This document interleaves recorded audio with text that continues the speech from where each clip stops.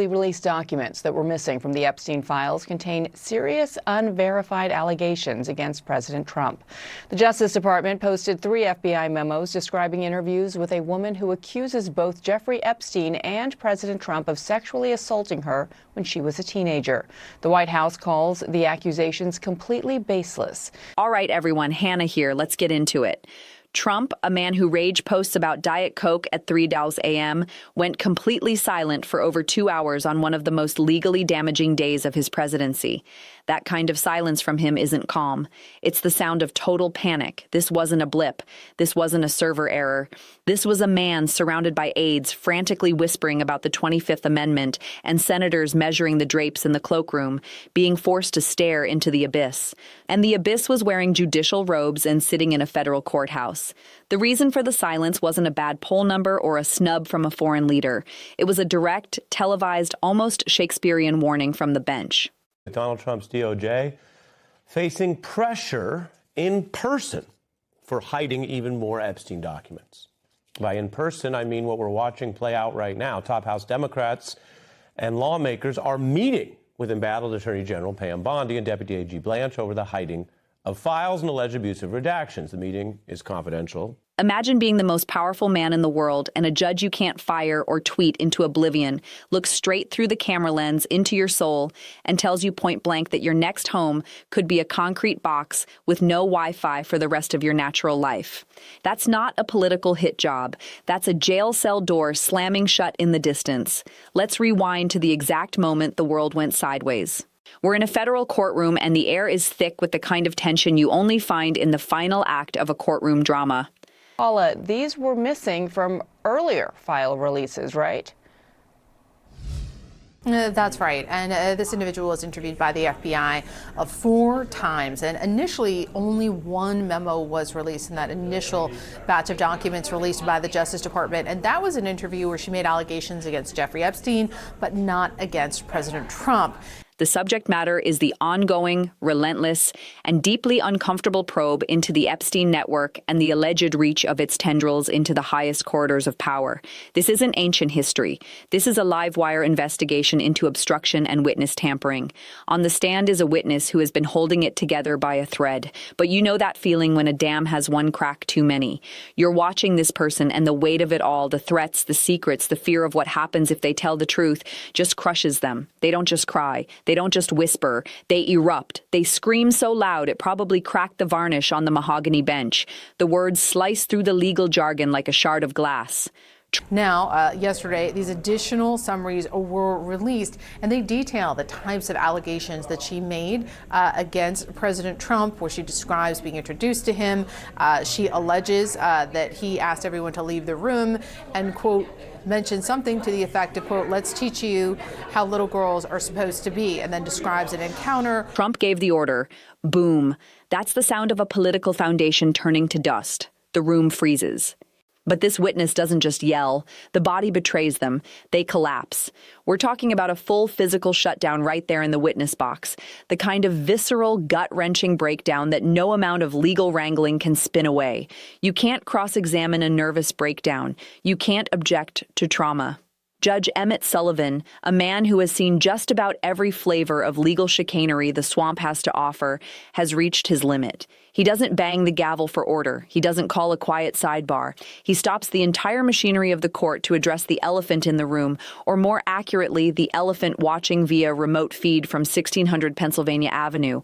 He pushes her head down to his penis and then told agents she bit Trump, who then allegedly struck her and said something like, get this little expletive the hell out of here. Now, in her 3rd interview, she allegedly said that she was receiving threatening calls. And in her 4th interview, it's interesting, she told investigators that she was concerned about why she was even coming forward because the statute of limitations had passed. Trump is watching this unfold like the rest of us, probably on a screen somewhere in the residence, seeing his entire legacy evaporate in real time.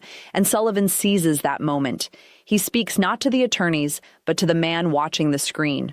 The message is cold, precise, and utterly lethal to any sense of presidential immunity.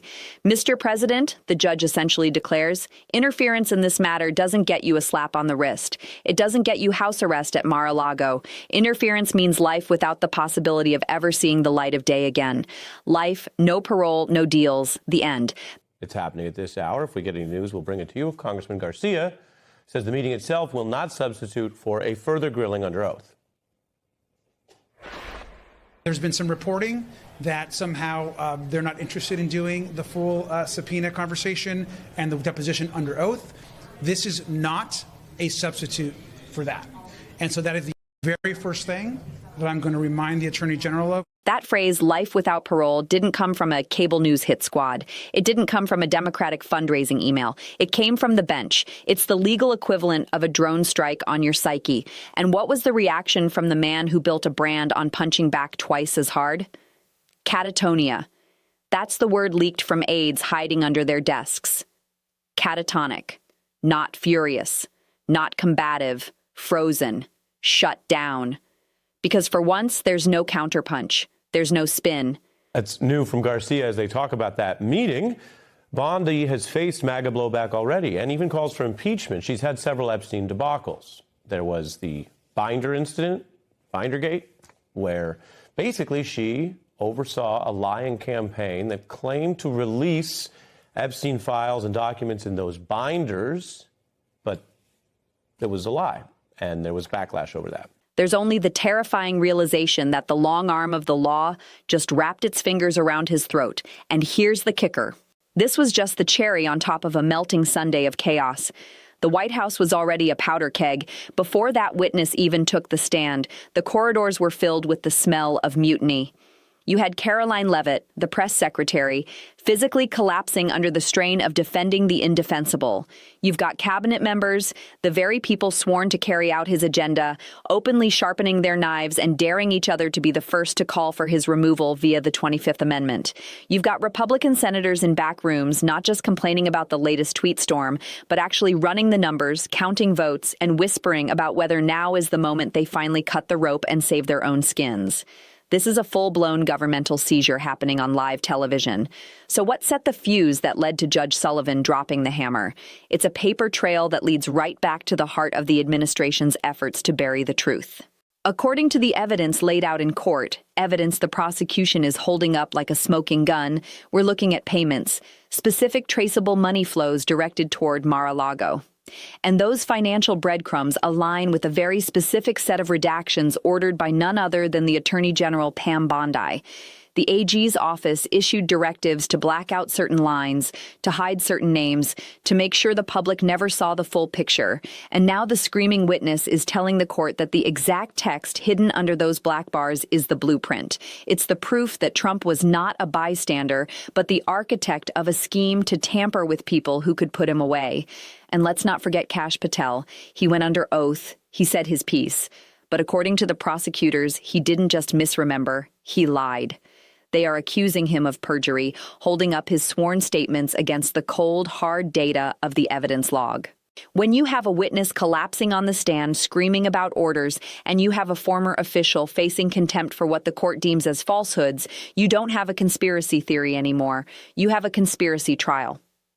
Judge Sullivan looked at this mess, the redacted files, the suspicious money, the lies under oath, and the broken human being on the floor of his courtroom, and drew a straight line to the top. If I find out you pulled the strings on this puppet show of obstruction, Sullivan was saying, you will die in federal custody. Now let's be real about what this silence signifies. It's not strategy, it's terror. It means the lawyers have finally gotten through to him. It means they've shown him the actual statute, 18 U.S. Code Section 1512. That's the big one. That's the witness tampering and obstruction law that doesn't mess around. You mess with a witness, that's 20 years. You orchestrate a widespread campaign to silence people who can bury you with testimony. That's the rest of your life. And when a judge looks you in the eye and tells you that's the menu for the day, even the most narcissistic brain finally registers the gravity of the situation. The silence is the sound of a man realizing the game has changed from witch hunt to life sentence. Let's step back into that courtroom for a minute because the details are what make this so unbelievably riveting. The mainstream media, bless their cautious hearts, were trying to figure out how to cover it without getting sued. They were hedging, the judge seemed to imply. No, stop. The judge didn't imply anything. The judge issued a preemptive verdict on what happens if the evidence holds. It was a threat dressed in a legal warning. It was based on receipts, on testimony, on the kind of concrete evidence that grand juries drool over. This wasn't speculation. It was a preview of the sentencing hearing. The day had started like any other in the chaotic year of this administration, meaning it was already on fire.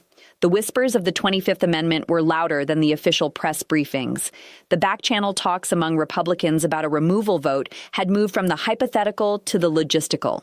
Then the Epstein witness takes the stand, and people need to understand the scope here. This isn't a rehash of old flight logs. This is a fresh investigation into whether the current president of the United States personally engaged in a criminal conspiracy to silence people with knowledge of his potential crimes. That's the ballgame. That's why everyone in Washington was suddenly sweating through their suits. So the witness is up there fielding questions from the prosecution and defense. The cross-examination is brutal. It's designed to break them. And it works, but not in the way anyone expected. The person doesn't crumble into a lie. They crumble into the truth. The agitation builds, the voice shakes, and then the dam bursts. Trump ordered it. And then physical collapse. A body hitting the floor of a federal courtroom because the weight of holding that secret was literally too heavy to stand under. That's not theater. That's what happens when you threaten a human being so much that their own nervous system rebels. And Judge Sullivan, a man who has seen the depths of human depravity and the heights of legal gymnastics, realizes the moment is now. He halts the proceedings. He calls a recess in the chaos, and then he addresses the man on the monitor. Trump is watching remotely, and Sullivan makes sure the camera is a two-way mirror. I see you watching, the judge's tone conveys. And I want you to know the price of what I'm seeing in this evidence. Then comes the citation, 18 U.S.C. 1512. That's not just a number, it's a gateway to a lifetime of orange jumpsuits and cold meals. The response, 2 hours and 17 minutes of ghost mode. No rants about fake news. No claims of presidential harassment. Just aides running to Axios and Politico, whispering the word catatonic. And that's the scariest part for the White House staff. What do you do when the boss goes mute? You start packing boxes. You start looking for a lawyer. You start wondering if you're going down as a co-conspirator or just as a footnote in the history of the fall. The silence is the exact inverse of Trump's entire brand identity. This is a man who runs on grievance and noise. A bad news cycle is fuel. A court case is a rally platform. But this was a legal death threat from a federal judge. This was different. This was the kind of warning that makes even the most combative defendants realize they need to shut up or forever lose their chance to ever see a golf course again. The silence means the defense team has finally gotten the upper hand in the internal war for Trump's self-control. Don't say a word, they begged. Every syllable you utter is a gift to the prosecution. And speaking of gifts to the prosecution, let's talk about the Bondi redactions again, because this is the forensic knife that's cutting through the defense. Pam Bondi, the AG, signed off on hiding specific files. The witness in their breakdown told the court that the stuff hidden under those black marker lines is the smoking gun. It's the direct command from Trump. It's the make it go away order. That's the link. That's the connective tissue between the Oval Office and the obstruction of justice. And Kash Patel, he's the loose end. He gave testimony that the evidence now contradicts. If he lied to protect the boss, he's in the crosshairs for perjury. If he told the truth and the evidence shows the boss ordered the crime, Trump is in the crosshairs for life. It's a lose-lose for the home team. Judge Sullivan has been watching this slow-motion train wreck for months. He's watched Leavitt physically give out. He's watched the cabinet descend into a knife fight. He's watched the GOP Senate squirm. And then, right in his own house, his courtroom, a witness is so terrorized they collapse, screaming accusations. At that point, a judge stops being a referee and starts being a protector of the process. He sent a message that was heard around the world. If this is true, you are done. The silence that followed wasn't just a lack of noise. It was an admission. It was the sound of a defense scrambling. It was the sound of aides realizing that the Teflon Don might have finally met a surface he can't slide off. They're not planning the next rally. They're planning for a succession crisis. They're looking at the 25th Amendment text like it's a survival manual. They're trying to figure out if they can distance themselves before the ship goes completely under, with the captain still frozen at the wheel. This is the moment historians will point to. Not the election, not the impeachment. This day, the day a federal judge looked at the President of the United States and said, "Interfere and you'll die in prison." And for the first time in his gilded life, the man had absolutely nothing to say back. This is a full-blown governmental meltdown happening in real time on every single news outlet. This is the kind of chaos that destabilizes an entire government. This is the kind of moment that historians look back on as a turning point. And it all started with a single witness breaking down and screaming that Trump gave direct orders to interfere with the investigation. So what actually triggered all of this legal catastrophe? Well, it's pretty straightforward when you break it down. According to the evidence that prosecutors are citing in court, there are payments that were made, payments that went to Mar-a-Lago, and these payments match up exactly with redactions that were ordered by Pam Bondi. She's the Attorney General. The Attorney General ordered certain documents to be covered up and kept hidden from the public record. And the witness is now saying that those covered-up documents are literally proof of Trump ordering witness tampering. Kash Patel testified under oath about some of this, but prosecutors say he lied. They're calling him out for perjury. They've got evidence that contradicts his testimony. They've got receipts. So Judge Sullivan looked at all of this and basically said, "Look, if I find out you orchestrated this, if I find out you gave direct orders to your administration to interfere with witnesses in a federal investigation, you're going away forever. You're looking at life in prison, decades and decades in federal prison, gone from society." That's what the judge said, and the president said nothing. Okay, so let's actually break down what happened in that courtroom today, because the mainstream media is still trying to figure out how to even talk about this. They're being all careful and cautious, right? They're hedging their bets. Well, allegedly, the judge suggested, no, stop. The judge didn't suggest anything. The judge threatened life imprisonment based on actual evidence that's already been presented. This is based on facts. This is based on testimony. This is based on documents. This isn't speculation. So let's walk through the actual timeline of today's chaos and events. This morning starts like any other morning in this administration, which means it's already absolutely chaotic. You've got cabinet members whispering in hallways about invoking the 25th Amendment. You've got Republican senators talking privately in closed-door meetings about whether they have the votes to remove him from office. You've got people in the West Wing panicking about what's going to happen next. It's just another Tuesday in Trump world at this point. Another day of political crisis. Then the Epstein witness takes the stand. And look, people don't really understand what this investigation is actually about. This isn't just about old Jeffrey Epstein stuff from years ago that everyone's forgotten about. This is a current federal probe into whether certain people, and I'm not even going to be coy about this, whether Trump personally interfered with witnesses who might have information that could hurt him legally. That's the real investigation. That's what's at stake here. That's why everyone's panicking. So the witness is on the stand answering questions. The prosecutors are asking them about payments, about communications, about who gave orders. The cross-examination is happening. Questions are being thrown at them from both sides. And then something breaks inside this person. They start getting more and more agitated. As the questioning continues, their composure cracks, and then they yell it out loud. They literally yell out loud in the courtroom that Trump ordered witness tampering or obstruction or interference, some version of that. And they physically collapse on the stand. They fall down, they go unconscious or nearly unconscious right there in front of everyone. Now, here's the thing that most people miss when they hear about this. When something like this happens in court, when you've got this kind of public outburst and physical breakdown, judges take it seriously. They don't just move on. They don't dismiss it and keep going. They investigate it. Because if a witness is so traumatized that they're collapsing and screaming, that tells you something massive about the pressure involved, that tells you something about what's really at stake.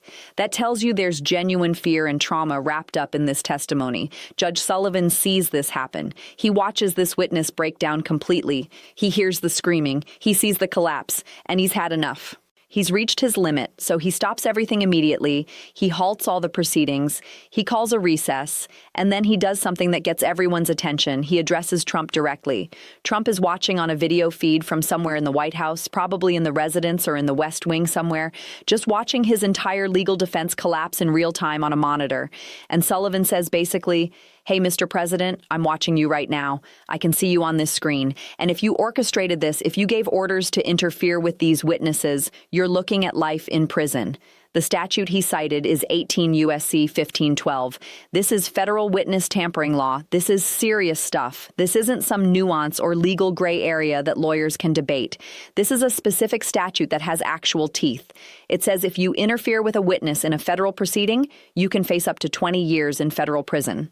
But if there's broader obstruction, if there's coordinated interference across multiple witnesses, if you're the architect of the entire scheme, if you're the one giving the orders, then you can face life in prison. Life. And the judge just told him that this is what's on the table. So what does Trump do? What's his response? Nothing. Nothing at all. For over 2 hours, there are 0 posts, 0 responses anywhere, 0 Truth Social rants. Nothing comes out. His aides start leaking to the media that he's in some kind of catatonic state. They're using that exact word, catatonic. They're telling reporters that he's shut down mentally. People around him are panicking because what do you do when the president just goes silent after a federal judge threatens him with life imprisonment? You panic. That's what you do. You start thinking about succession planning. You start thinking about who goes down with him. You start thinking about how to protect yourself. And here's what's really important to understand about this whole situation. This silence is the complete opposite of what we've come to expect from Trump over the years. This is a man who responds to everything immediately. A bad headline comes out. He posts about it within minutes. A negative story breaks. He's online calling it fake news within 30 minutes. A court decision goes against him. He's ranting on Truth Social instantly. But this gets absolute silence for over 2 hours. That's how serious this is. When Trump goes silent like that, it means his lawyers have told him not to say anything. It means he can't defend himself. It means anything he says right now could be used against him in court. The prosecutors presented evidence in that courtroom today. They cited the Bondi memo. They cited Kash Patel's testimony. See, here's what happened that's so damaging. Pam Bondi, the Attorney General, she ordered certain materials to be redacted, covered up, hidden from the public record, kept secret. And the witness is now saying that those exact materials, the stuff that Bondi covered up, those are the documents that prove Trump gave direct orders for witness interference. That's how they caught this connection. That's how they built the case. That's why the witness broke down and started screaming. And Kash Patel, he testified under oath about some of these events. But prosecutors say he lied. They say he's covering something up. They've got contradictions in his testimony. They've got evidence that shows his statements don't match the facts. So they're fast-tracking contempt charges against him too, probably. This is a cascade of legal problems. One person testifies, another person's testimony contradicts it, a third person admits to ordering redactions, and suddenly the whole house of cards unravels.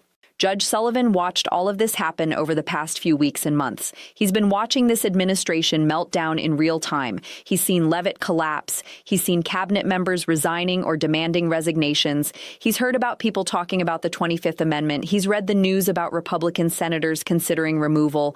And then today, a witness breaks down in his courtroom and screams that Trump ordered the witness tampering. And that's when the judge decided he's had enough. He's going to make something crystal clear to everyone. He's going to make it clear to Trump. If this is proven, if the evidence holds up, we're talking about a lifetime sentence. We're not negotiating, we're not haggling, we're not looking for a deal. We're talking about life in federal prison, decades behind bars. That's what's on the table. And the president responded with silence. You know what that silence actually means? It means his lawyers told him not to say anything because anything he says right now will be used against him in court. It means his team knows how serious this situation is. It means they're in full panic mode and damage control. It means they're probably already preparing documents and legal briefs and contingency plans for scenarios where Trump is removed from office or convicted and imprisoned. They're probably already thinking about succession. They're probably already thinking about how to distance themselves from this catastrophe.